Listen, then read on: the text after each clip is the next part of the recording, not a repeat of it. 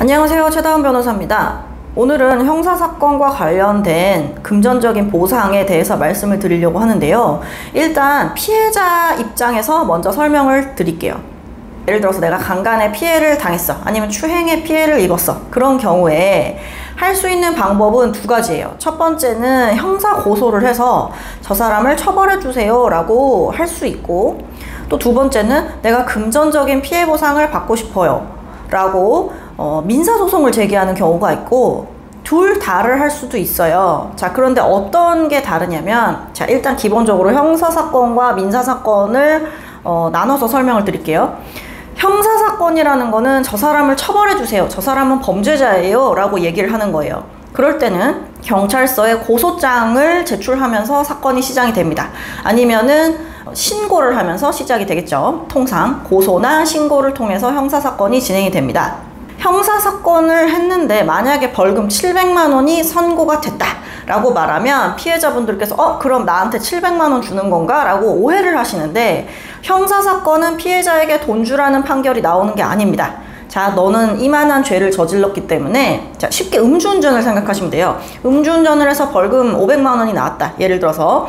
그렇다라고 한다면 그 500만 원을 피해자한테 주라는 게 아니에요. 그거는 너가 그만큼 죄를 저질렀으니까 국가에 그만큼 벌금을 내라는 얘기입니다. 다시 성범죄 사건으로 돌아와서, 내가 어떤 사람을 추행으로 고소를 했는데 그 사람한테 벌금형이 선고가 됐어요. 자, 그거 나한테 오는 거 아니에요. 그럼 나는 어떻게 배상을 받아요? 내가 피해자여서 내가 신고를 했고, 내가 경찰서에서 피해자로서 조사도 다 받고 했는데, 그럼 내 보상은 어떻게 받나요?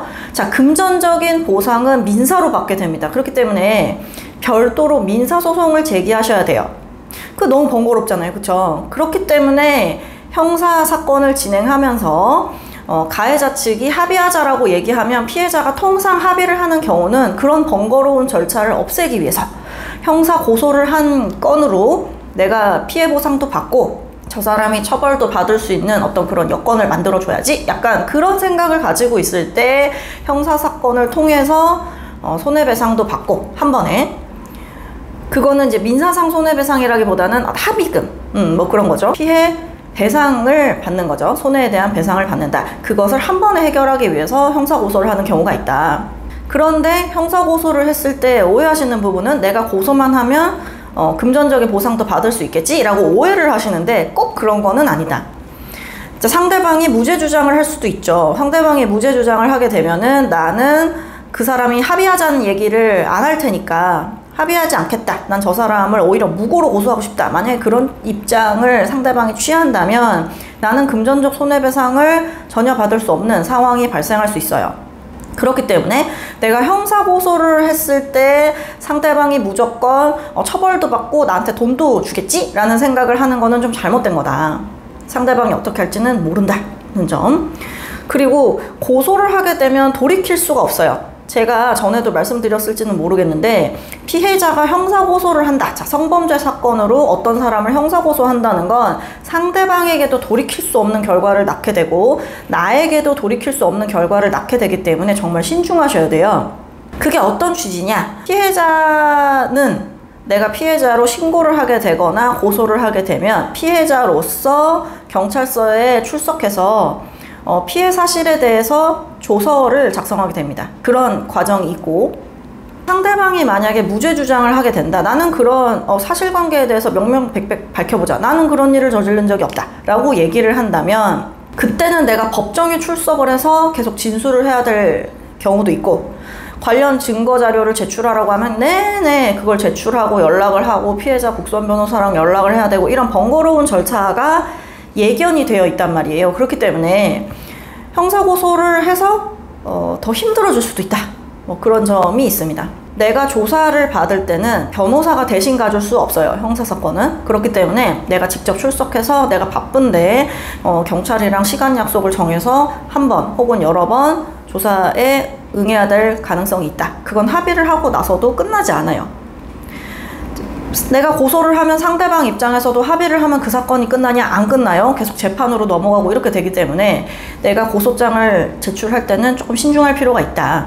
내가 정말로 원하는 게 뭔지를 확인을 한 다음에 금전적인 배상이면 금전적인 배상에 맞게 뭐 변호사를 선임해서 합의를 먼저 시도를 한다거나 뭐 아니면은 민사상 손해배상을 하기 위해서 뭐 절차상 뭐 형사를 할지 그거에 대해서는 변호사랑 상의를 해보시는 게 좋을 것 같아요.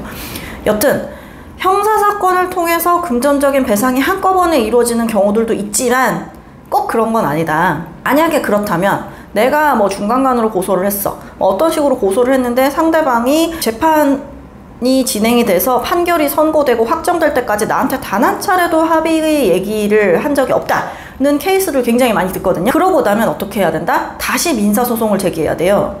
그러면 그 기간이 엄청 길어지게 될 것이고, 민사소송을 진행을 한다라고 하면 한 번에 재판이 막 진행이 되느냐? 아니에요.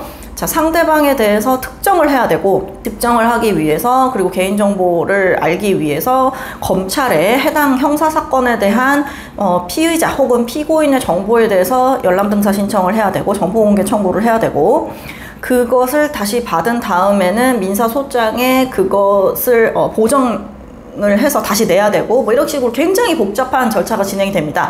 그거를 내가 할 수가 없어요. 그러면 민사사건에서 변호사를 선임해서 하게 되면 변호사 선임 비용이 또 들어. 근데 거기에다가 민사사건을 접수하기 위해서는 또 인지송달료라는 게 또 발생을 하고, 여튼 내가 민사소송을 제기하면서 비용이 발생하게 된단 말이에요. 근데 그것만큼 상대방에게 뜯어낼 수 있느냐는 또 조금 별개의 문제다.